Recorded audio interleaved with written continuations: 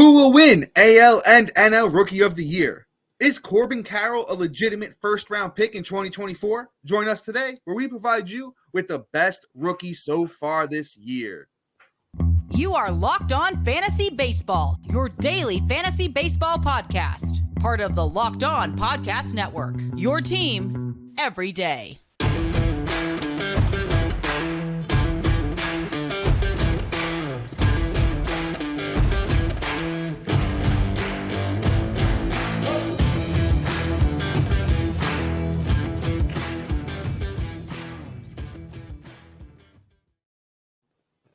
Hello, fantasy baseball fanatics, and welcome to the Locked On Fantasy Baseball podcast, brought to you by the Locked On Sports Network, your team every day. As always, we're your number one source of fantasy baseball knowledge, and thank you for making us your first listen each and every day. I'm your host, Dominic Martino, here as always with my brother, my co-host, my partner in crime, Matthew Arnett. Yo, what's good, guys? You can find us on all social media platforms and podcasting apps. And if you're listening on one like Apple or Spotify that allows 5-star ratings and reviews, we would truly, truly appreciate it if you could do that for us. It helps to grow the podcast. And that's what we're trying to do over here at Locked On. If you're watching on YouTube, make sure you hit that little bell below if you haven't already. It subscribes you to the channel, also drops you a notification every time we drop a new episode. And lastly, but most importantly, make sure you subscribe to us on Subtext, guys. It's a super one-on-one personalized experience where we like to chop it up with you guys about fantasy baseball and just baseball in general. We're definitely here for you guys when it comes to that. Today's episode is brought to you by Bird Dogs. Go to birddogs.com/LockedOnMLB and they'll throw in a free custom Bird Dogs Yeti-style tumbler with every order. And as always, Locked On Fantasy Baseball fans, we have a fully loaded episode for you today. As always, let us be your team secret weapon, where we're providing you with the top rookies for fantasy baseball so far this year. And Matt, at the top, I mean, there's one guy that just stands above the rest. Yes, sir, and that's Mr. Corbin Carroll. You know, we all knew this kid was going to be good, but we didn't know what he was going to look like when he got to the bigs because, you know, they all said he had like a 70 grade power and that, you know, it's possible, but he really hasn't been like this power dude throughout his minor league career. You know, he really just kind of showed it off, I believe in 2022 a little bit by having 24 home runs. But other than that, it really wasn't popping out and staring you down like, hey, this kid's got legit power. But you know what? Through 258 at bats, not even half the season yet, and he already has 16 home runs. I believe that 70 grade power is legitimate. I think that Corbin Carroll can play out of his mind. And you know what he's starting to remind me of? And I might get so much flack for this, but quite honestly, he's reminding me a lot of a young Mike Trout. You know, he's putting it out there. He's getting the runs. He's hitting for average. He's walking as much as he's striking out. And he's stealing the ball, stealing bases like crazy, hitting home runs. And, I mean, quite honestly, if you look at a young Mike Trout, too, he only had a few in his young career, early, we're talking years ago now because he's an older man, you know, in 2016, 2017, 2018, where he really didn't crack too many ribbies because the team really wasn't around him. I think this is that kind of scenario where he's going to have a high amount of runs because he gets on base and he also just hits home runs. So like he's able to chop it up and get himself some runs as well. So Corbin Carroll is going to look a lot like that. I feel that's not, I'm not calling my shot. I'm not pointing to the outfield and say it's going over the fence in left field. Right.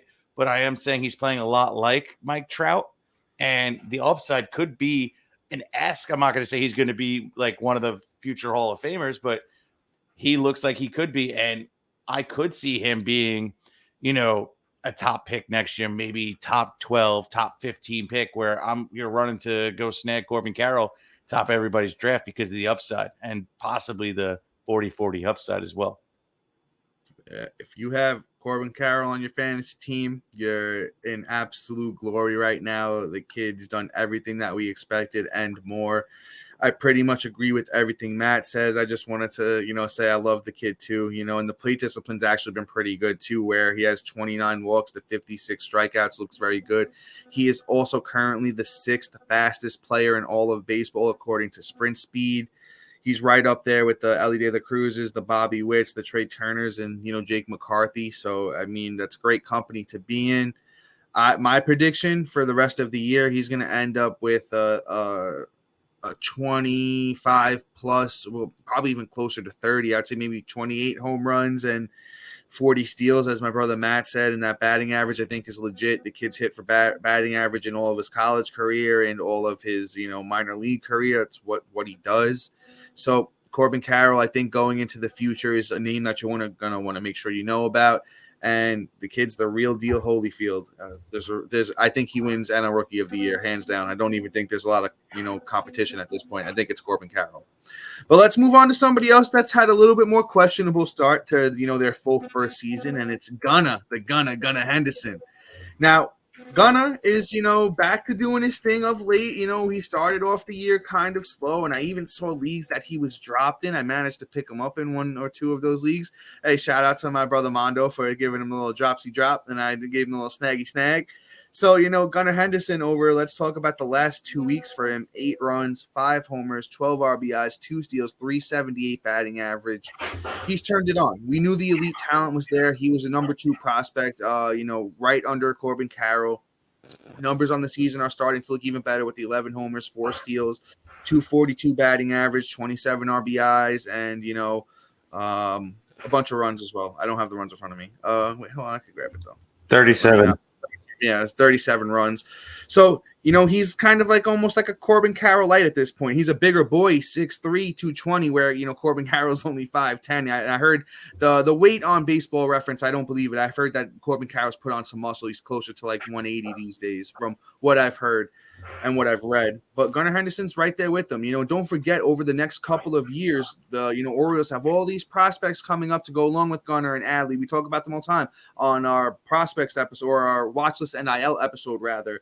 Connor Norby, Colton Cowser, Jordan Westberg, Heston Kjerstad. There's literally so many bats they have coming up through that system that are going to go right along with Gunnar. So I think Gunnar's the real deal. I think if you could still buy low on him, absolutely get that deal done before those season-long stats start looking fantastic. But Gunnar's definitely a name that you're going to want to, keep in your mind, and I think he's going to have good value coming into drafts next year.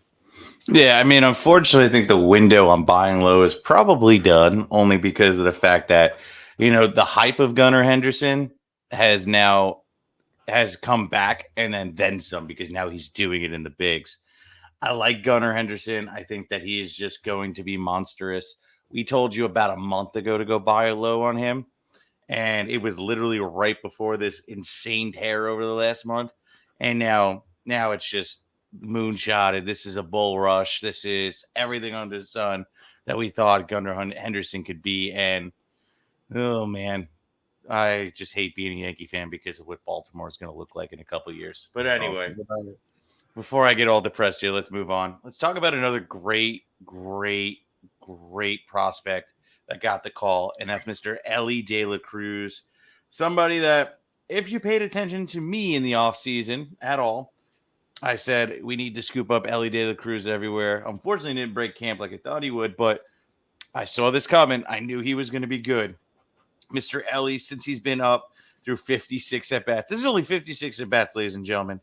14 runs, 2 bombs, 6 ribs, 6 stolen bases already, batting .321.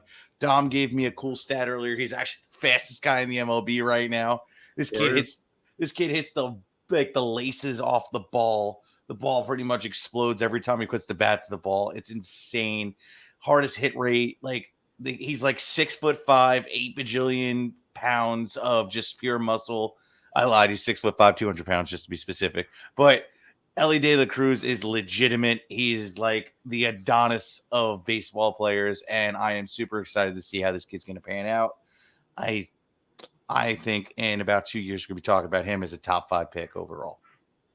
Yeah, 100% agree with everything you just said. And if you don't know about Elly De La Cruz, last year in the minors as a 20-year-old across 121 games, 471 at-bats, he had 87 runs, 31 doubles, 9 triples, 28 homers, 86 RBIs, 47 steals, and a .304 batting average. Elly De La Cruz is everything you could want from a fantasy baseball player and more. And he might be another guy that you can get for decent value next year. I don't think he's going to be a first-round pick, but if you can get Elly De La Cruz third round, fourth round next year. I think that's going to be an absolutely stellar pick. He plays in a great ballpark.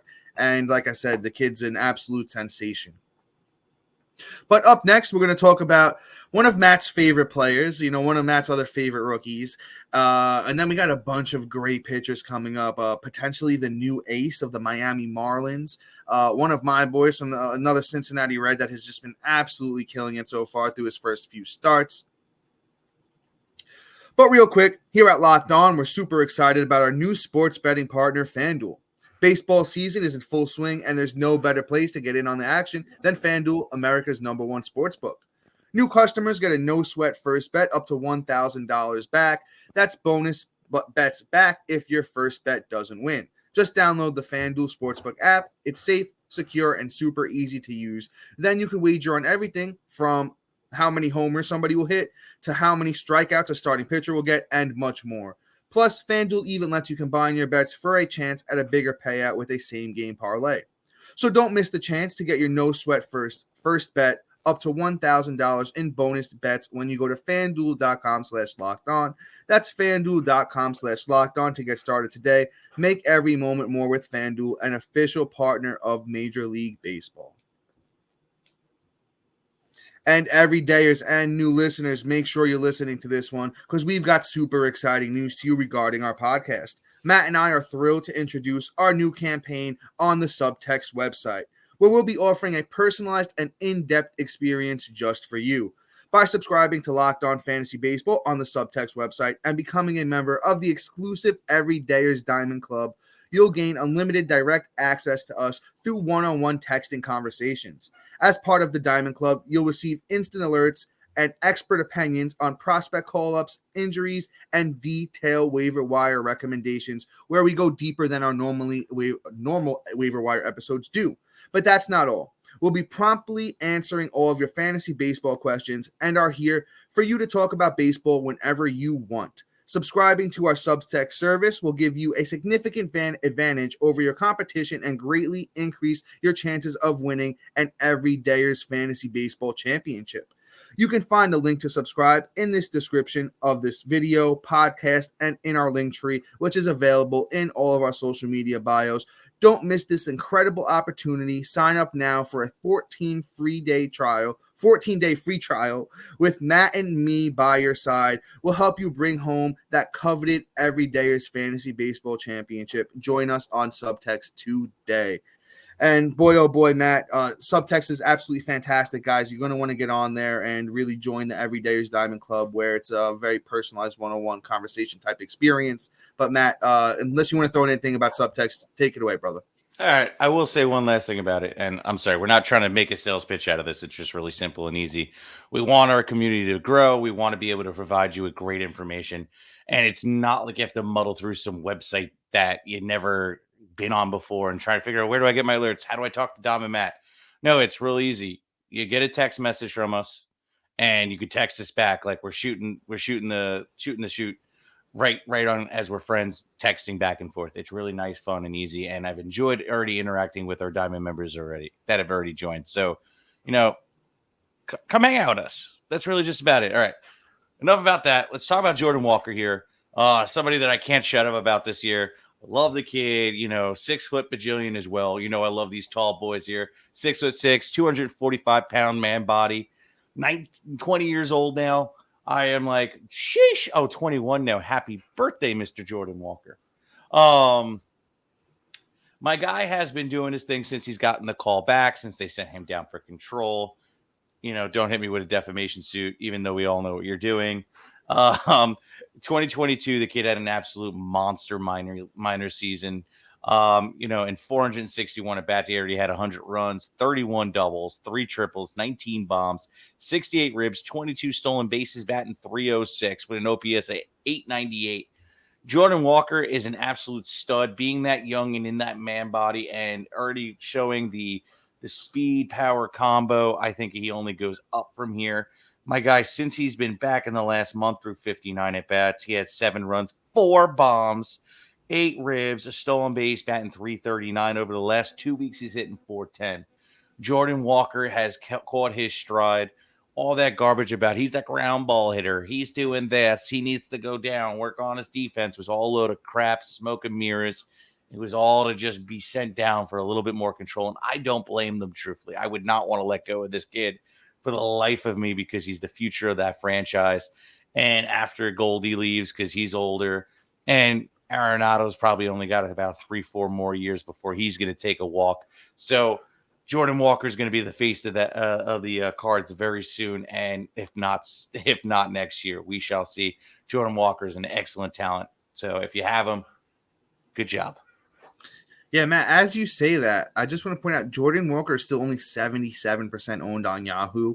I don't see how that's not 90 to 100% owned because Jordan Walker is the real deal. He's super legit. I think between, this is one of the best batting rookie classes we've seen in a long time. We just mentioned 3 amazing hitters in Carroll, Henderson, and De La Cruz. Jordan Walker fits right in with them. I think Elly and Jordan Walker are going to be battling, and Corbin Carroll is going to be battling for, some of the top names in baseball over the next 3 to 4 years. Jordan Walker's legit. And, next year, I know I've said this about almost everyone we talked about, but another guy that I think will have great value going into next year. I feel like he's still underrated. I feel like everybody remembers him getting sent down and, them talking about him struggling, even though he tied like the all-time record of most consecutive games with a hit to start his career with like 12 or 13. So I think Jordan Walker is one of the best young players in all of baseball. If he's somehow available in your league and you're listening to this, pick him up now. He's the real deal. But let's move on to another just young, a great elite talent in the league, and it's Josh Jung. This kid has just been phenomenal, and he couldn't be on a better team to be doing this on. Another big baseball boy at 6'2", 214, and the guy's killing it. He kind of reminds me of a young Austin Riley. Through 71 games, 280 at-bats, Josh Jung, spelt J-U-N-J, but it is pronounced Young. 51 runs, 14 doubles, a triple, 15 bombs, 44 RBIs. He's chipped in a steal, and he's batting .275. Now, the thing with Jung here is, he's even in the minors, he's had, some little bit of up and down with the batting average. In 2021, he hit .326, but then last year in the minors, he hit .266, and then he struggled when he came up last year at .204. I think the .275 batting average this year, though, is kind of sticky. I think he stays in that .265, .275 range for the foreseeable future. Light tower power, I think he's going to hit 30-plus home runs this year, and the runs and RBIs are going to be fantastic in that Texas lineup where have they been hitting Jung? I feel like I saw that he moved up again recently. Let me double check that, though. He has been hitting – he's been hitting third and fifth. They've been moving him around. I did see that. He got moved up to third for a few games, but, mainly hitting fifth in that lineup. Still a great spot to be driven in and driving runs. I think Josh Jung at, 88% owned on Yahoo. There's still a little bit of room there where he might be available in some leagues. If you're playing in those shallower leagues, I know some of us do. But Josh Jung, another 5 great young batters that are going to be top names in baseball for years to come. Yeah, Jung was probably the one I slept on the hardest going into this season. I didn't have him ranked in my top 10. I think I had him ranked in my top 20. And I really overlooked him. I didn't really like what he showed with his cup of coffee. And then he comes out this year and just starts smacking the ball like a kid's hitting a wiffle ball bat out of the park every single time. It's kind of ridiculous. Jung has a lot of power. He's doing everything people thought he was going to do. That Texas lineup is only going to get better. So Jung is a must-add if he's out there. And quite honestly, I'm really excited to see what his future is going to look like. Unfortunately, the buy window is probably out the window as well. If somebody does offer you a trade for him, I probably would take it in a minute. And if he is an extra player, if you do have him as an extra player that you're struggling to start every day and you need to fill other holes, he may be a great trade away candidate for a super sell high. But hey, I mean, it's entirely up to you what you want to do and get it going. All right. Up next, we're going to be talking about strictly arms. We're done with the bats. We're going to move a little bit faster because we're running long. But we're going to go from here. I got a great pitcher from Miami and a bunch of other names that are good. Me and Dom might have a little negative things to say as well. So we'll be back in a second. All right. So We're back here. Thanks for bearing with us. We're going to talk about Mr. Eury Perez. If you guys caught my short when this kid got the call, you hit a home run because this kid has just looked lights out since he's gotten the call. So good. He's so good. I knew he was going to be good. I didn't think this good, though. At 6'8", 220, forget about it. He is really good. And his stuff is just, his command, his ball placement, his stuff just looks phenomenal. Everything about him is great. And through 41 innings, he has 4 wins, 45 Ks, a 1.54 ERA, and a 1 WHIP on the season.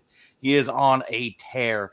What rookie, Dom, and this is a question for you, what rookie have you seen get the call up and perform and have a sub-2 ERA through 41 innings besides this kid? You know who my answer is. You should know who I'm going to say, Spencer Strider. Right. Yeah.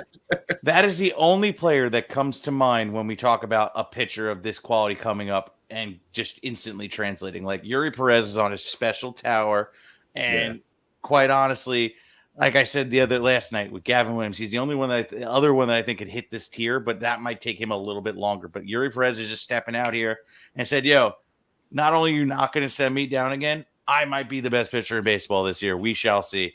Oh, whoa! That one kind of maybe the best rookie. I think if we got to say rookie, best rookie pitcher in baseball. We'll see. But, yeah, Eury Perez, real deal. The only thing I'm going to add is the longevity starting to show now too. His last 2 starts being quality starts. He had 6 innings in both of those, so I think he's starting to stretch out a little bit. The real big question with Eury Perez just for this year is how many innings is Miami actually going to let him throw? Because, he threw 77 last year, 78 the year before. So how far do they push this thing with Eury? You kind of saw Spencer Strider at the end of last year where he kind of tired out towards the end of the year. And then they actually threw him, the Braves threw Strider on the IL with an injury. I forget exactly what it was, whether it was a back or a shoulder or something like that. Because, he throws so hard like Eury does too. Eury touches 100 and like Strider does, very reminiscent of one another. And I just don't know how far the thing goes this year, but coming in the future, Eury Perez next year, I'm probably gonna have Eury Perez in my top 25, 30 pitchers coming into next year because I think he is that legit. But let's keep things moving here and let's talk about somebody else that I told you guys to pick up when he was down in the minors and he was killing it, and it looks like it's starting to translate here in the bigs, and it's Andrew Abbott. I mean, I'm a huge Andrew Abbott guy. And, in his last start, he finally started to show me, okay, this is why I liked him. Through his first 4 starts in the bigs, Matt, you want to talk about another guy through their first few starts here? I know it's not as many as Eury, but the first 4 starts here for Andrew Abbott look fantastic. His last outing against Colorado, and it was at, Great American Small Park in Cincinnati. 6 innings, 10 strikeouts, 3 earned runs, 0.67 whip. He did not walk anybody. I mean, what more can you ask for? We said over those first 3 starts, okay, the strikeouts haven't really been there like they were in the minors, but he comes and he strikes out 10, Colorado Rockies. I know it's not a great team, but those 10 strikeouts are super encouraging. He got a bunch of swings and misses. His breaking stuff was looking better. And then he gets Baltimore next time up. So let's see what he does against Baltimore. But Abbott is still 66% owned on Yahoo. He's out there in a few leagues. If he's out there in your league, pick him up now. On the season through the first 4 starts, I'll give you the whole numbers: 23 innings, 3 wins, 22 strikeouts, 1.14 ERA, 0.97 whip, and 3 of those were quality starts where he went 6 innings or more. So, I mean, not much else you can ask for from a young rookie pitcher. Andrew Abbott is, right up there with Eury Perez and some of those other great rookie pitchers we're going to talk about. Absolutely great take, Dom. I honestly don't need to add anything. I completely agree. I'm just going to move on here.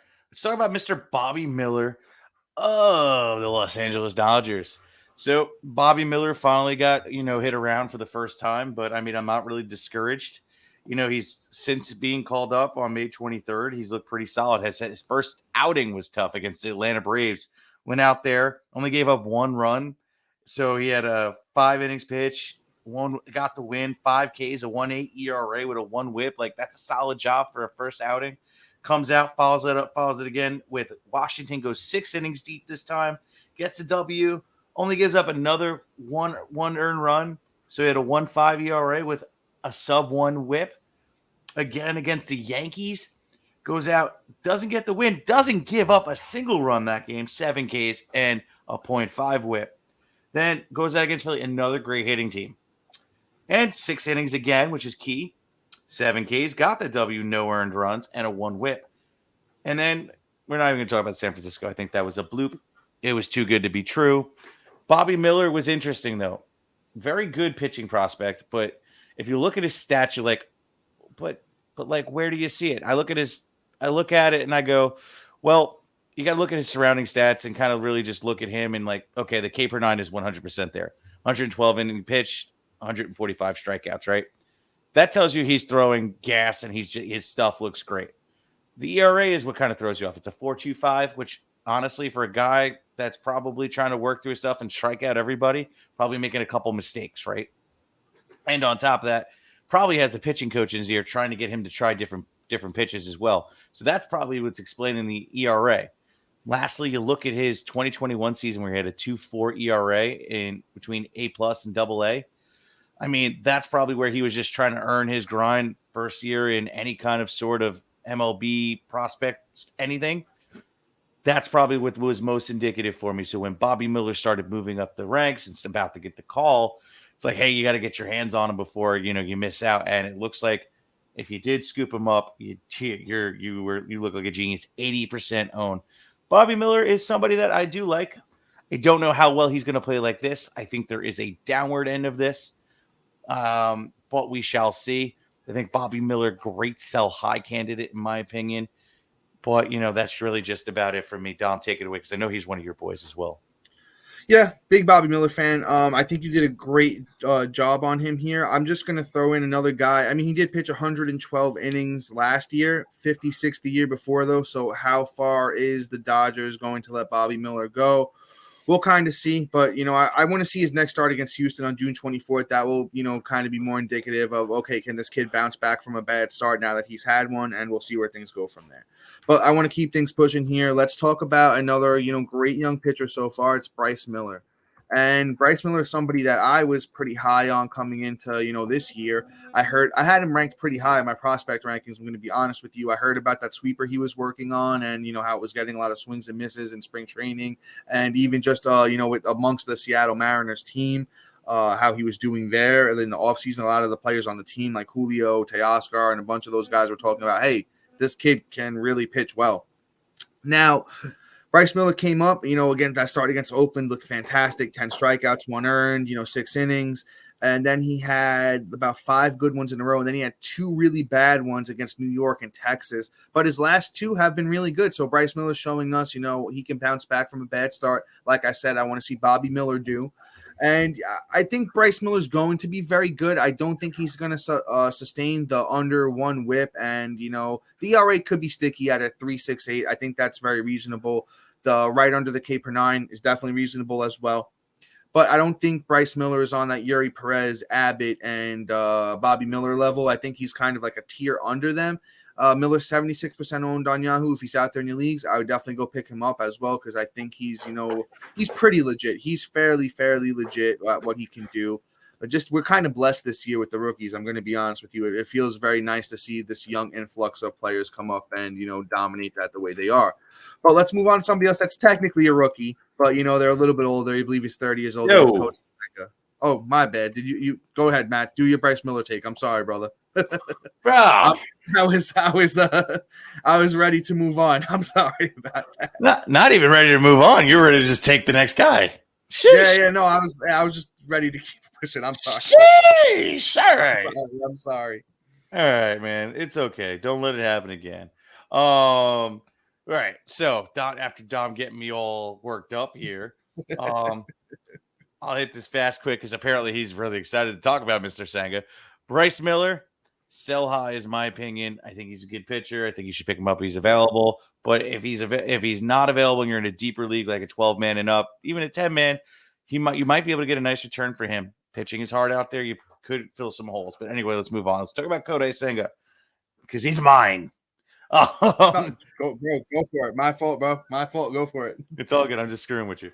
Anyway, he had a little rough patch at the beginning of the season. That ghost fork or whatever the hell that ghost pitch is, just was perfect. Ghost fork. Yeah. Which is interesting to think that ghosts can use forks, but anyway, utensils. It's one of those things. But, he struggled a little bit, but now he's kind of figured it out. He actually looks good over the last month, minus his last start. Through 28 innings pitched, he has 32 Ks, 3.18 ERA, and a 1.16 whip. Looking really solid. Honestly, I'm glad he bounced back. I was really sad he didn't because I figured he would. If you guys listened to us in the off season, I figured if out of all the foreign players, I figured he would translate instantly, and I did. It didn't pan out the way I thought it was, and also Yoshida proved me wrong as well. That's a whole nother animal. But Senga, great player. Honestly, if you drafted him, good for you. You put your trust in the right person. Senga still only 83% owned. I'd probably scoop him up almost in every league at this point. Yeah, Senga, the strikeouts have translated tremendously. The last thing that needs to come is that control, because they use a different ball in the Japanese league. It's not the same one that we use here in the States. So, Senga's adjusting for that. But I think even, next year, Senga's going to be absolutely dominant as a starting pitcher. So, once again, as Matt said, if Senga's available in your league, pick him up. He's a very, very good starting pitcher, and he's really turned a corner here over the last 2 starts have looked pretty good. He's kind of just been up and down, though. So I think there is going to be some bumps in the roads along the way here, for Kodai Senga in his first year in the States. But, guys, that is all for us today. Please be sure to like, subscribe, comment, rate, and review. Also, thank you for making Locked On Fantasy Baseball your first listen each and every day. Be sure to be on the lookout for a new episode Monday where we provide you with the best must-add waiver wire players from the weekend. And, guys, check out Subtext. If you're still here, it must mean that you're a true fan. If you need somebody you want to have one-on-one conversations with, right to your cell phone through text message, Matt and I are here for you. Any fantasy baseball advice, and even if you just want to talk about your favorite team in baseball and how some players are doing, we are here for you for that as well. But guys, that is all for us today. See you on Monday. Peace.